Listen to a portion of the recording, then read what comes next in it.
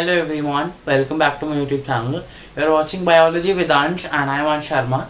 आज हम life process का लास्ट पार्ट कंप्लीट कर देंगे एक्सक्रीशन एंड विद दैट हमारा life process is gonna be completed. So let's start. सबसे पहले द वर्ड एक्सक्रीशन. एक्सक्रीशन का मतलब होता है रिमूवल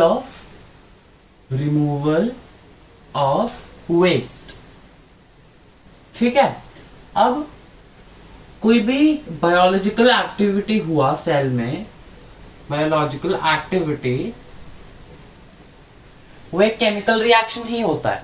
सो वो एक्टिविटी हुआ तो दो चीजें बनते हैं. एक तो बनता है प्रोडक्ट प्लस बाय प्रोडक्ट.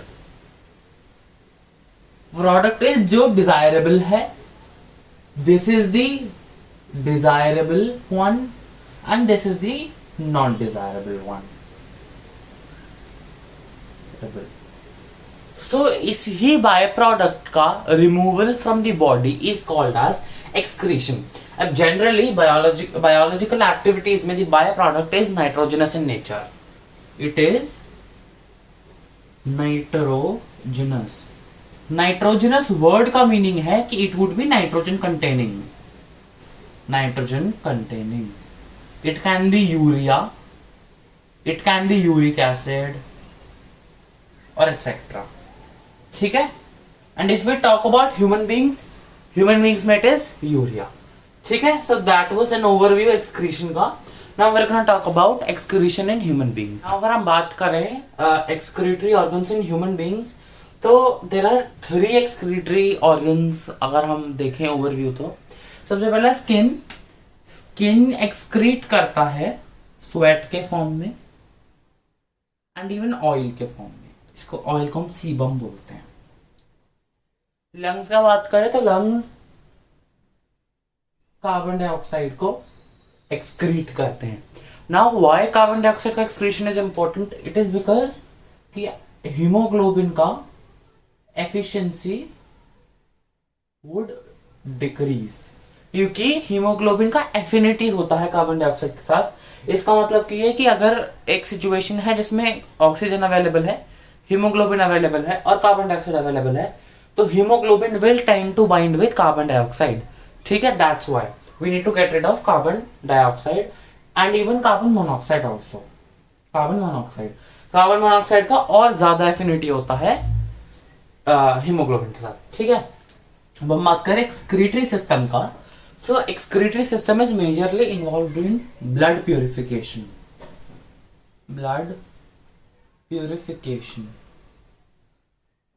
ठीक है. सो ये मेरे ब्लड वेसल्स हैं, aorta and inferior vena cava. These are carrying blood, है ना. एओर्टा है तो हार्ट को लीव करेगा, वेना कावा है तो हार्ट को ज्वाइन करेगा. इसका मतलब कि ये ऐसे इसमें ब्लड फ्लो है और इसमें ऐसे ब्लड फ्लो है. इसका मतलब कि aorta is bringing deoxygenated blood plus waste product full.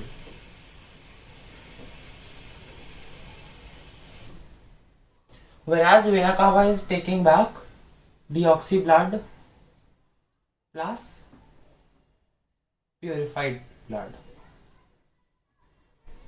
Kidney का एक्शन हो जाने के बाद जो ब्लड कैरी करेगा that is gonna be inferior vena cava. So अब ये अपना enter kidney inferior vena cava is gonna enter by renal vein and aorta is gonna enter through renal artery. Then we have a pair of kidney, ureters, bladder, urinary bladder and urethra. All right. So ये excretory system है इन human beings. अब हम बात करेंगे क्या कहते हैं, अब जो किडनी है, व्हाट इज किडनी के अंदर which actually does blood purification, that is nephron. अब हम नेफ्रॉन का बात करेंगे.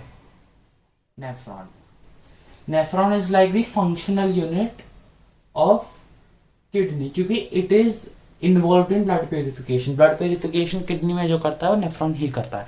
Alright, let's talk about nephron now shall we. सबसे पहले से you can see these two tubes, right. इस वाले से द ब्लड इज एंटरिंग, इधर नेफ्रॉन का ये पूरा, this is nephron, these are the blood vessels and ये नेफ्रॉन है पूरा इधर से इधर तक, दिस इज पूरा नेफ्रॉन। सो ब्लड वेसल्स पहले ये दो हैं, इससे द कैपिलरीज फॉर्मिंग इधर एंड दिस इज रिटर्निंग पूरा ऐसे घूम के इधर से। So this is gonna take back blood, ये ब्लड ऊपर लेकर जा रहा है, इसमें ब्लड आ रहा है, तो ब्लड जिससे आता है दिस इज हमारा aorta, this is aorta and this is inferior vena cava. All right.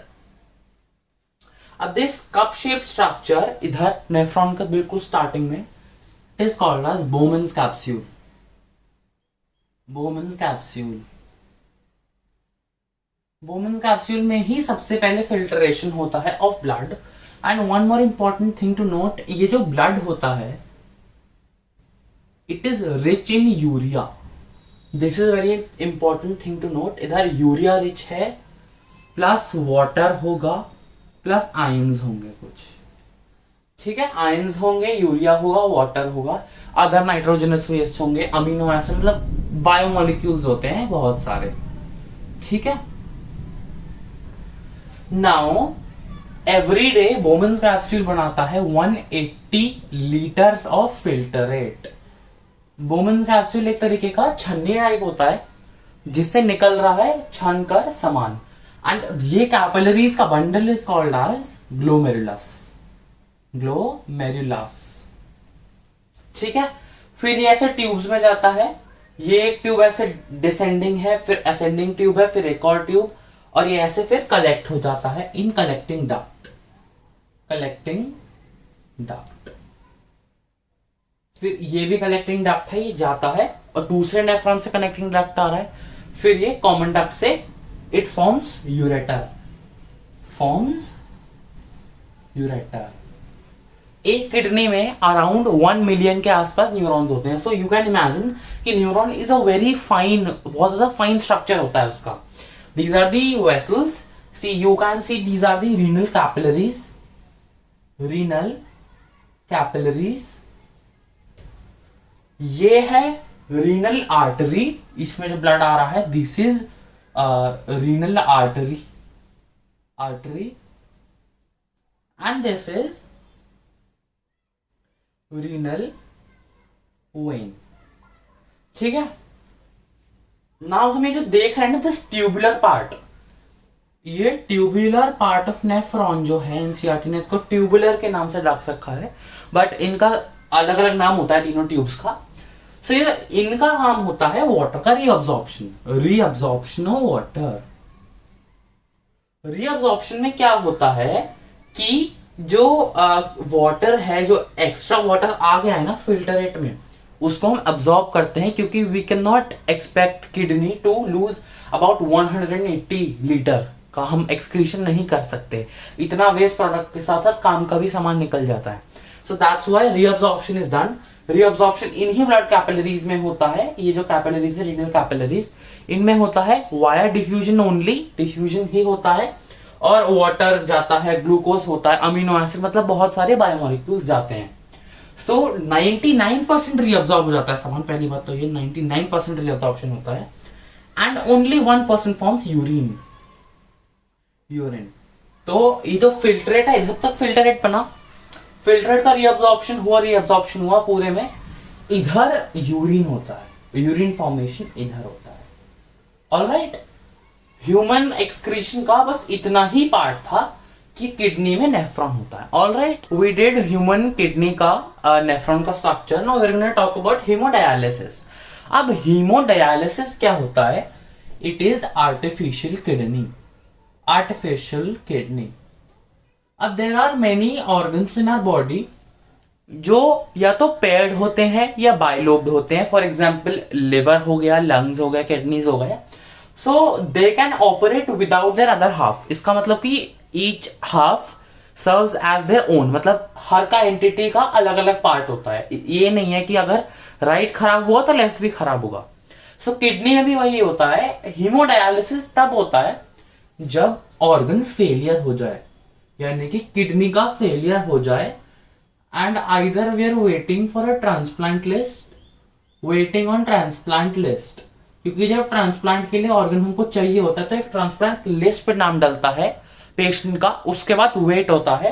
तो उस टाइम तक the patient can not go without excretion, क्योंकि एक्सक्रीशन नहीं होगा बॉडी से, so nitrogenous waste are gonna deposit blood के अंदर ही। तो उसको प्रिवेंट करने के लिए हीमोडायलिसिस करते हैं। देयर आर टू कंडीशंस उसमें भी, या तो वेटिंग फॉर ट्रांसप्लांट या very old age. Very old age, generally जो पेशेंट्स बहुत ज्यादा ओल्ड एज के होते हैं और उनका किडनी हैज स्टॉप्ड वर्किंग, तो उनको जल्दी से ऑर्गन नहीं मिलता है ट्रांसप्लांट के लिए, क्योंकि जितना ज्यादा जो यंग और हेल्दी होगा और बच्चा या फिर पेशेंट, उसको ज्यादा एडवांटेज मिलती है ऑर्गन का ट्रांसप्लांट में। ठीक है, सो दैट वाज दैट। तो ओल्ड एज में क्या होता है कि हीमोडायलिसिस इज प्राइमरी ऑप्शन। ठीक है, इसको देखते हैं कैसे होता है। ये मेरा हैंड है ना, ये जो मैंने इंजेक्शन बनाया ना, इंजेक्शन जो बनाया है, ये आर्टरी और वेन दोनों में लगेगा। ठीक है, सबसे पहले ब्लड आएगा आर्टरी से, आर्टरी का ब्लड इधर आ रहा है, दिस इज दी पंप, इसको हम मिनी हार्ट बोल सकते हैं। ये हार्ट की तरह ही काम करेगा, ब्लड खींचेगा अपने अंदर। इसके अंदर एक फ्लूइड होता है, ये हीमोडायलाइजिंग यूनिट होता है, डायलाइजिंग यूनिट कहते हैं इसे। इस यूनिट में बहुत सारी ट्यूब्स होते हैं, पहली बात तो ये, एंड ये tubes are made up of a semi permeable membrane. Semi permeable membrane का बना होता है ये, ताकि डिफ्यूजन हो पाए। And this is the dialysing fluid. Dialysing fluid मतलब कि डायलिसिस इसके बिटवीन होता है, इसके और ब्लड के बिटवीन।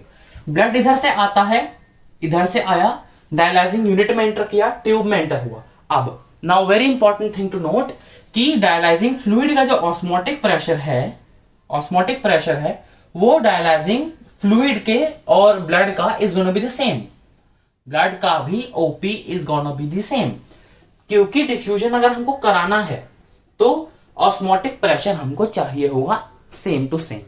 ठीक है, अब ये डायलाइजिंग फ्लूइड है ना, it does not have any no nitrogenous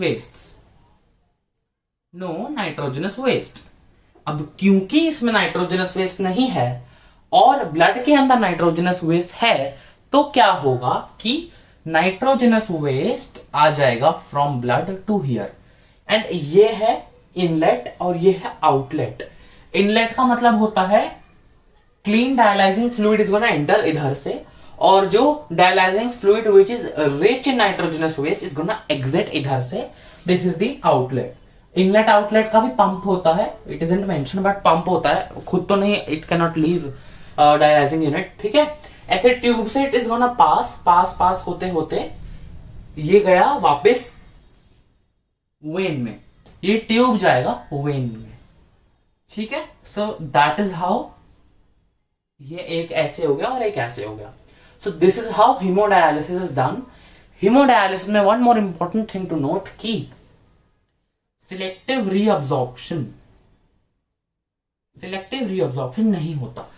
इसका मतलब कि ब्लड के अंदर जो, क्योंकि ग्लूकोज भी प्रेजेंट नहीं है, अमीनो एसिड भी प्रेजेंट नहीं है डायलाइजिंग फ्लूइड में, तो वो भी आर गोना एग्जिट इसमें से। तो अगर मैं बात करूं एक दिन का डायलाइजिंग ये जो आउटलेट में निकलेगा, that is gonna B 180 litres पूरा का पूरा, नो 1.8 लीटर्स, क्योंकि 1% तब बनता है जब रीअब्जॉर्प्शन होता है। किडनीज के ट्यूब्यूल्स की वजह से ही, नेफ्रॉन के ट्यूब्यूल्स की वजह से ही ये 180 का 1% बचता है, बट क्योंकि इधर वो नहीं है इसलिए 180 का 180 is gonna be excreted out. ये हो गया हीमोडायलिसिस। हीमोडायलिसिस के अब हम बात करेंगे एक्सक्रीशन इन प्लांट्स। ठीक है, let's talk about excretion in plants. अब excretion in plants is not at all similar to excretion in human beings. Transportation तो ज्यादातर अगर हम देखें तो थोड़ा थोड़ा it was similar, but excretion is very very different. सबसे पहले एक्सक्रीशन होता है वाया स्टोमाटा। अब स्टोमाटा से वी नो कि ऑक्सीजन एंटर होता है और कार्बन डाइऑक्साइड एग्जिट करता है। तो वही कार्बन डाइऑक्साइड का रिमूवल स्टोमेटा से होता है and that only is regarded at excretion. ठीक है, दूसरी बात आती है वैक्यूल की। अब one thing we need to note here is कि प्लांट्स का जो बॉडी होता है ना, उसमें dead part is more than the living part, क्योंकि प्लांट का मेजर फंक्शन जो प्लांट को चीज चाहिए that is mechanical support. Mechanical support. So what happens is इस वाले dead tissue and dead cells के जो वैक्यूल्स होते हैं उनमें एक्सक्रीटरी प्रोडक्ट इज स्टोर्ड, या तो दी पार्ट फॉल्स ऑफ, वो गिर जाता है, टूट जाता है, या जो भी होता है, एंड इवन वैक्यूल में it is stored and it also provides mechanical support. इसका मतलब कि अगर लिविंग पार्ट में रखेगा तो इट कैन डैमेज, बट वो पहले से ही डेड है तो उसको और क्या डैमेज कर सकता है। सो वैक्यूल का use is very important excretion में। तीसरा बात आता है लीव्स का। अब एवरी ऑटम सीजन में क्या होता है, leaves falls off, leaves fall, गिर जाते हैं लीव्स, एंड स्प्रिंग में दे फ्लरिश।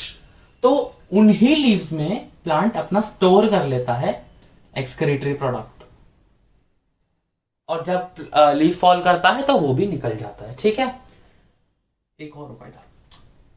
फोर्थ पॉइंट आता है resins and gums. Resins and gums एक तरीके से क्या हो गया, जैसे मेरे पास एक वेस्ट प्रोडक्ट था, ये वेस्ट था, मैंने उसको रेजिन बना दिया या गम बना दिया। अब यही चीजें ह्यूमन बींग्स यूज कर लेते हैं, तो एक तरीके से जो प्लांट के लिए वेस्ट है वो हमारे लिए यूजफुल हो जाता है। और जाइलम में इसलिए स्टोर होता है क्योंकि जाइलम इज ऑटोमेटिकली डेड। अब डेड पोर्शन है तो it can not be more dead, that's why dead portion में स्टोर कर लेते हैं। फिफ्थ पॉइंट आता है इनटू द सॉइल। अब क्या होता है ना, इनटू द सॉइल प्लांट अपना एक्सक्रीटरी मॉलिक्यूल्स को निकाल देता है, इट एक तरीके से throws out. So these 5 points, इनको ना, क्योंकि एनसीईआरटी के इंडेक्स क्वेश्चन है कि explain excretion in plants, so ऐसे ही if you are gonna write 1 2 3 4 5 points में, I bet you are gonna get अपना full marks.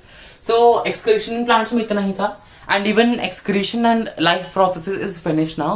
So thank you all for watching the video. If you like the video, please do leave a like and comment. Please subscribe to the channel. Thank you.